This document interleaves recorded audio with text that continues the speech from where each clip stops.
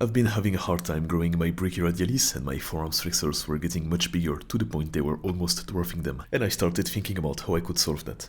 For those who follow me, you probably know that I do restrictions on a pulley multiple times a week, but I was only doing the reverse grip curls 2 times a week during my back and biceps day at the gym. And the reason for that is pretty simple.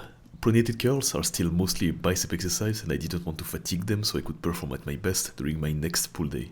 And this is what created this imbalance. My flexors were growing much faster than my brachyradialis, so to change that, I simply decided to do reverse curls multiple times a week, and I'm already seeing the results after a few weeks. So now I just do reverse curls between some of my sets during my push or leg day. I do 3 to 4 sets max and go to failure on them as I realize that the brachyradialis is weaker than the biceps and will fail before the biceps does. I found that even by doing that I was completely fresh for my next pull day, so I recommend you try it for yourself and see how much you can handle without interfering with your back workout.